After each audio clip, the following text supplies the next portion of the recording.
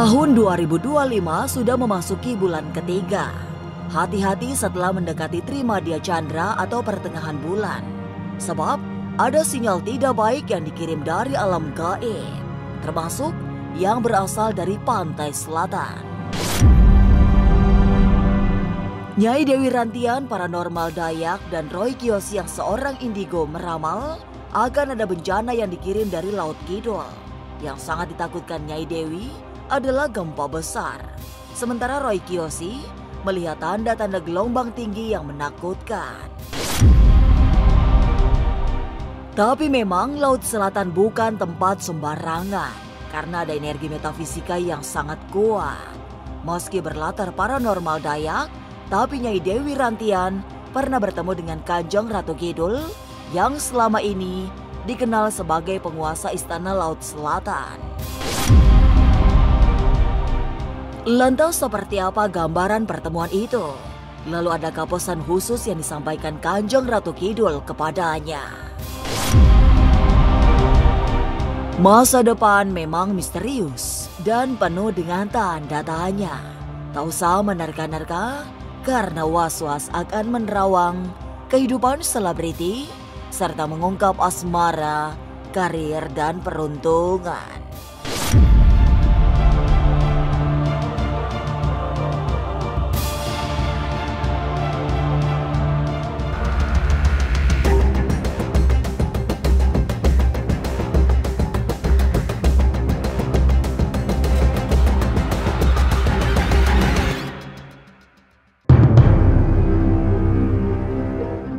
Mendekati Trimadia Chandra, harap semua waspada. Sebab ada sinyal gaib yang kurang baik pada pertengahan bulan ketiga. Sinyal datang dari Laut Selatan yang dikenal memiliki energi metafisika sangat kuat. Paranormal senior Nyai Dewi Rantian yang berasal dari Dayak mengakui bahwa Laut Selatan sangat angker. Sebagai praktisi supranatural, ia pernah melakukan ritual khusus, menemui penguasa Laut Selatan. Saat itu tujuannya memang ingin bertemu Kanjeng Ratu Kidul. Kemudian berusaha melakukan ritual di Parangkusumo, Yogyakarta yang memancarkan aura sangat sakral. Pertama kali saya ritual di Pantai Selatan ya. Saya berjumpa, saya ketemu. Itu benar-benar ada dan real, itu tidak bohong. Gaib itu ada, benar-benar dia ada. Yang Roro Kidul itu ada. Waktu itu pertama kali saya ritual, saya meminta kepada leluhur saya bahwa saya mau silaturahmi, mau ritual ke Pantai Selatan. Setelah itu leluhur saya memberitahu saya, karena kan saya orang Dayak ya, jadi saya tuh nggak tahu apa aja sesajen yang harus kita bawakan. Setelah saya ini berdoa, saya membukakan mata saya. Ada kuda yang memang datang. Ada 3, ada kereta kencana, dan ada 1 perempuan, dan ada 1 laki-laki.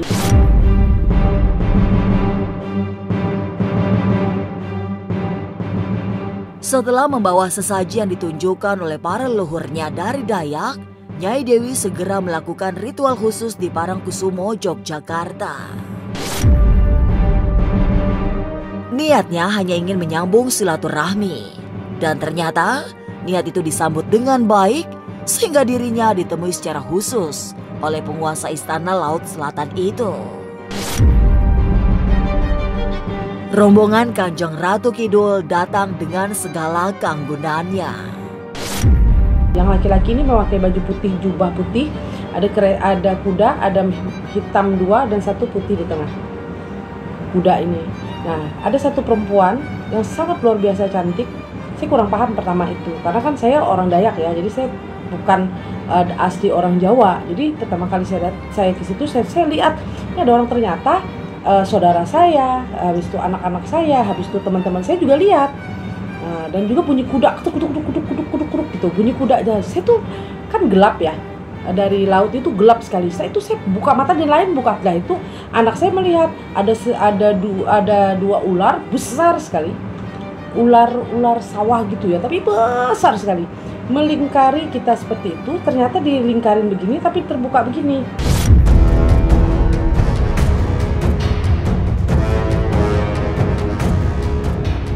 Banyak yang dikagumi selama perjumpaan tersebut, mulai dari rombongan yang mengiringi hingga para pengawal dan kuda-kuda yang menarik kereta kencana milik Kanjeng Ratu Kidul yang sulit dilukiskan dengan kata-kata. Tapi yang saya lihat sih itu waktu pertama kali saya jumpa itu ya. Jadi setelah itu yang saya membuat saya kagum. Saya tuh kira ya kuda kepalanya manusia tuh bohong. Karena orang gaib yang saya suka jumpa di Kalimantan tuh tidak ada yang seperti itu. Paling buaya badannya, ini kepalanya manusia. Mungkin setelah itu nggak lama langsung berubah jadi manusia gitu. Tapi di Jogja saya lihat ternyata itu benar. Saya kira di saat itulah saya setiap kali ada orang ada kuda kepala manusia gitu, saya meyakini itu karena itu saya lihat.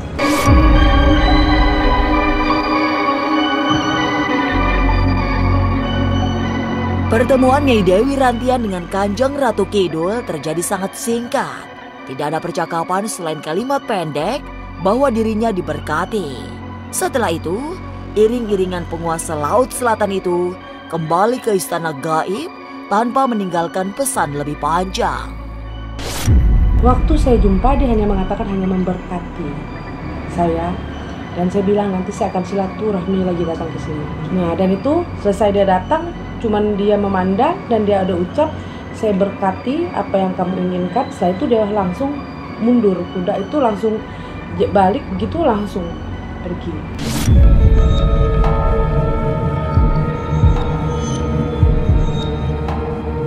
Sebagai paranormal yang memahami dunia gaib, Nyai Dewi Rantian mengakui ada aura spiritual yang sangat kuat memancar dari pantai selatan. Itu yang membuat Laut Kidul tidak boleh dibuat main-main.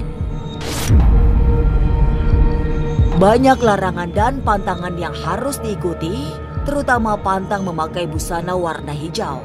Selama ini, nyaris tidak ada yang berani memakai kain hijau ke pantai selatan. Sebab, jika larangan itu dilanggar, yang terjadi adalah sesuatu yang mengerikan. Selama saya alami ya, kalau untuk itu kan larangan ya, tidak boleh memakai kain hijau. Sebenarnya itu memang larangan, memang turun-menurun. Memang itu ada pantangan. Kenapa dia pantangan larangan itu? Karena dulu itu mereka memberi persembahan itu kan kadang-kadang dikasih pakai kain hijau gitu. Jadi ya makanya itu dilarang. Untuk ya mungkin untuk zaman dulu tuh orang kasih sesajen itu ada ini kan ditutup dengan warna hijau gitu. Jadi kalau kita pakai itu dikira kita memberikan persembahan kepada mereka.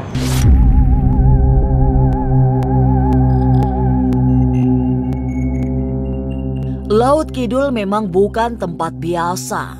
Bukan semata di sana dijaga oleh Kanjeng Ratu Kidul sebagai penguasa kerajaan gaib. Tapi ada energi metafisika yang sangat dahsyat di pesisir selatan.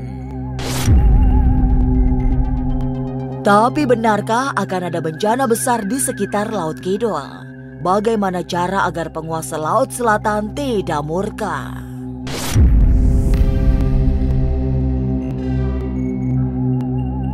Jangan lupa saksikan Was-Was setiap Senin, Rabu, dan Sabtu. Jangan lupa komen, like, and subscribe. Saya Uya Kuya, penonton Was-Was.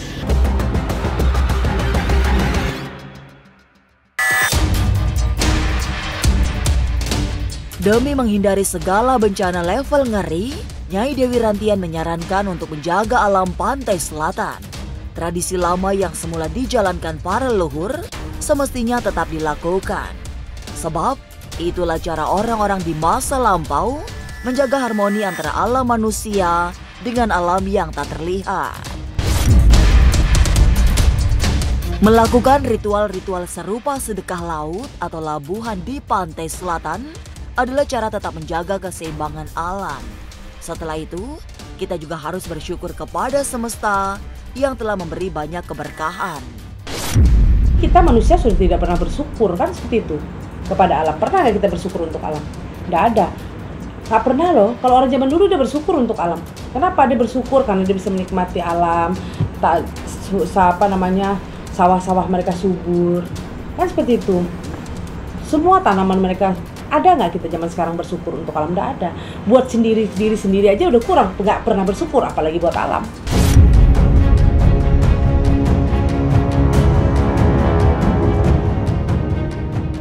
Menjaga alam di sekitar Laut Selatan adalah kesemestian. Bukan semata demi terpeliharanya ekosistem di sana, tapi lebih jauh agar terhindar dari malapetaka akibat kemurkaan penguasa Laut Kidul. Apalagi sebagai spiritualis, Nyai Dewi Rantian melihat ada tanda-tanda bahaya pesisir selatan akan dilanda bencana. Tidak ingin mengatakan dengan jelas, tapi paranormal asli Dayak itu mendapat pesan gaib untuk hati-hati. Ia mengkhawatirkan akan terjadi gempa besar yang bisa mengundang gelombang dahsyat dari Laut Selatan. Prediksi saya takutnya ada gempa. Itu aja. Saya nggak berani mengatakan tsunami, takutnya ada gelombang yang agak besar ya. Seperti itu.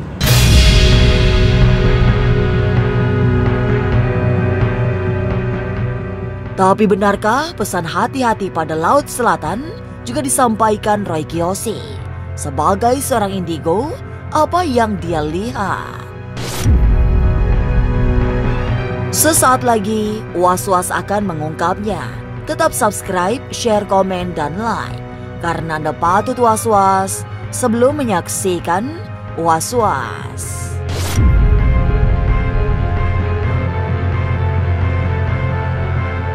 Jangan lupa saksikan Was-Was setiap Senin, Rabu, dan Sabtu. Jangan lupa komen, like, and subscribe. Saya Uya Kuya, penonton Was-Was.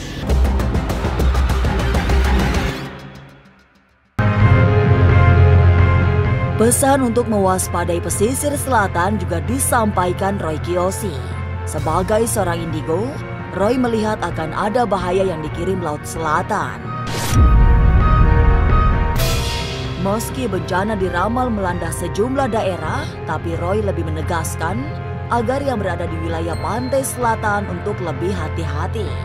Apalagi secara umum tahun 2025 memang bakal banyak terjadi mara bahaya yang berasal dari unsur air. Kemudian selain mewanti-wanti untuk hati-hati, Roy Kiyoshi juga menyebut beberapa daerah yang harus ekstra waspada. Saya ngelihat pesisir pantai Jogja juga harus hati-hati. Kalimantan juga iya. Jakarta banjir-banjir lah. Pokoknya alam akan sangat-sangat murka di tahun 2025 deh. Entah itu air, entah itu api, ya ada-ada aja deh sebenarnya. Karena tahun ular kayu kan sesuatu, ular dan kayu ya, ular kayu. Kayu itu kan sesuatu yang mudah terbakar. Dan ular itu adalah hewan yang sangat berbisa dan kejam. Nah itu bisa dikaitkan dengan bencana. Bencana ini macam-macam.